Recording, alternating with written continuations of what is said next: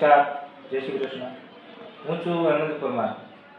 NASA group of education આયોજિત weekend of the સ્ટોરીમાં હું તમને એક નાનકડી સ્ટોરી કહીશ. તો એક ગુરુ હતા અને એક એમનો એક પ્રિય શિષ્ય હતો. શિષ્ય ભણવામાં ખૂબ જ હોશિયાર અને આવડતવાળો હતો, તેથી ગુરુને પણ તે ખૂબ જ ગમતું હતું અને શિષ્ય પણ ગુરુનો એટલો ખૂબ જ આદર કરતો હતો. પણ જેટલો ભણવામાં હોશિયાર હતો એટલી જ એનામાં એક ખરાબ આદત હતી, એ હતી આળસ.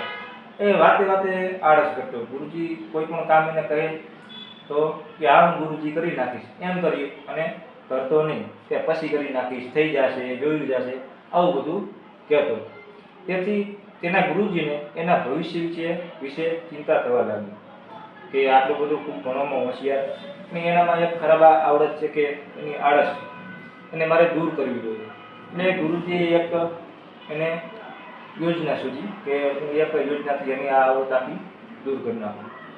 એક દિવસ બન્યું એવું કે ગુરુજીએ પોતાની પાસે એમને બોલાવ્યો અને એમને કીધું કે આ એક પથ્થર છે, જાદુઈ પથ્થર, કે આ પથ્થરથી તું લોખંડ અને સોનું બનાવી શકીશ.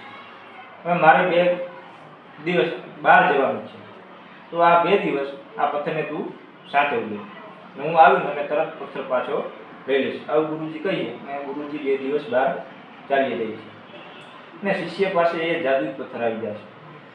એ જાદુઈ પથ્થર જોઈ અને ખૂબ જ ખુશ થાય, રાજી થાય છે.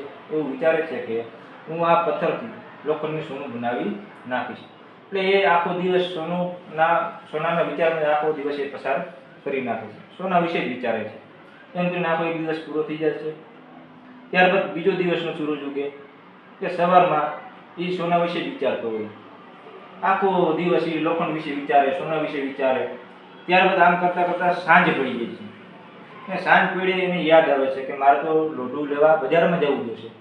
તેથી તે બજાર તરફ ચાલતો જાય છે.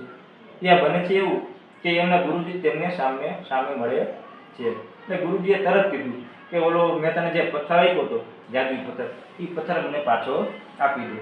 ત્યારે શિષ્યએ કીધું કે ગુરુજી, મેં તો હજી લોખંડને સોનું બનાવ્યું જ નથી, મને હજી થોડો સમય આપો. તે ગુરુજીએ ત્યારે એને શિષ્યને કીધું કે મેં તમને 2 દિવસનો સમય આપ્યો છે, પણ એ 2 દિવસ તે તારી આળસના કારણે તે ગુમાવી ગયા. હવે આ તારી તક વહી ગઈ. શિષ્યને ખૂબ જ પસ્તાવો થાય છે અને તે ખૂબ જ જોરથી રડી પડે છે કે ગુરુજી, મને મારી ભૂલ સમજાઈ ગઈ છે, મને માફ કરી દો, હવે હું કોઈ દી આળસ કરીશ નહીં. આ વાર્તા પરથી બોધ એટલો મળે છે કે આપણે કોઈ દિવસ આળસ કરવી જોઈએ નહીં. આળસ એ આપણા ભવિષ્યને કોતરીને ધીમે ધીમે ખાઈ જાય છે, જેથી આળસ કરવી જોઈએ નહીં.